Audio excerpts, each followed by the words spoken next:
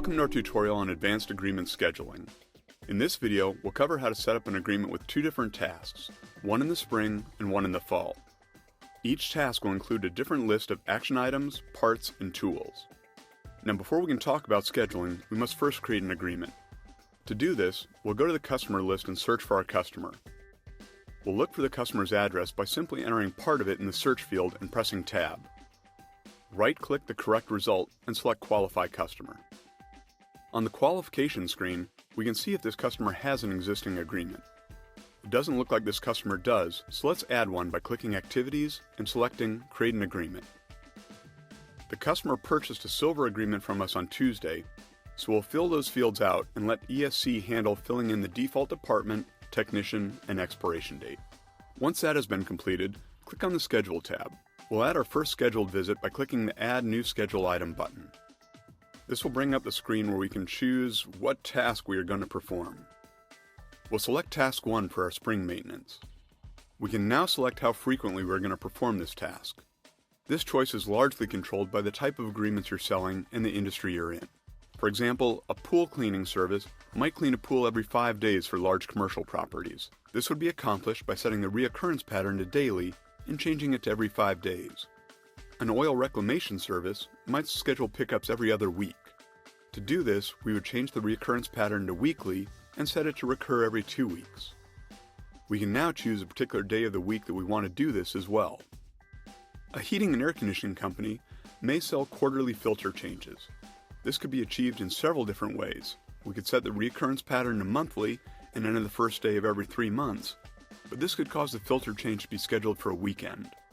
So perhaps a better way to do this would be to select the next option and set the task to post on the first Wednesday of every 3 months.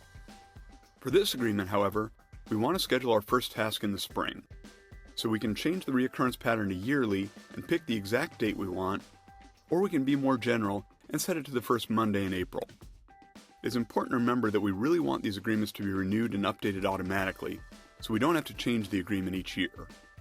So while April 2nd might be the first Monday this year, it probably will not be next year. So let's go with the general setting instead. After we have determined when we want to perform the maintenance, click on the task details to specify what we'll do while we're there and what parts and tools we'll need to get the job done.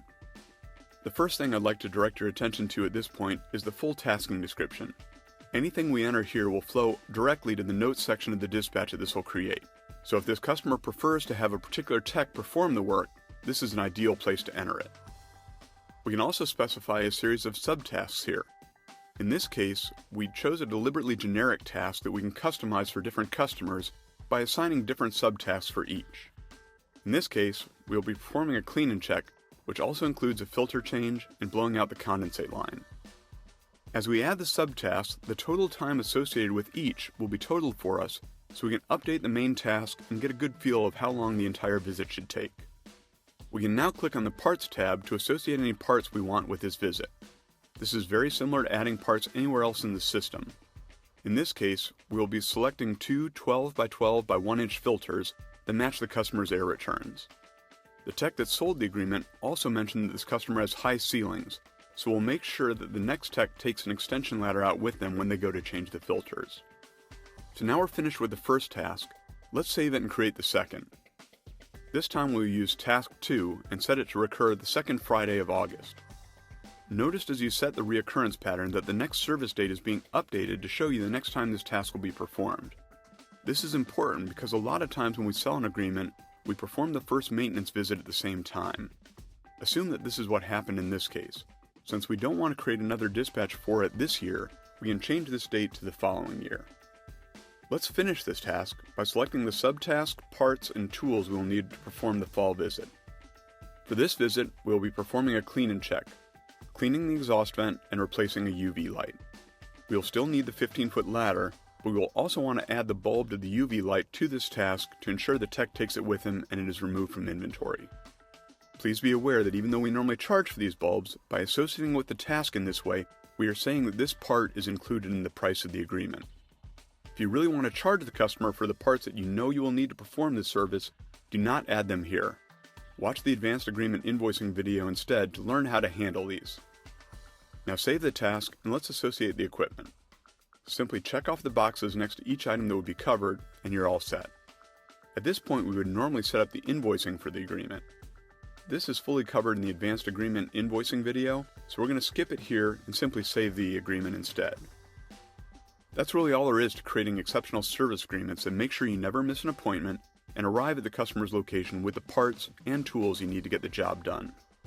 Be sure to watch the video on posting agreements to see exactly how these tasks become dispatches. You should also watch the agreement setup video to learn how to enter the parts, tasks, and tools that are used when creating agreements. This concludes our Advanced Agreement Dispatching video. Thank you for watching.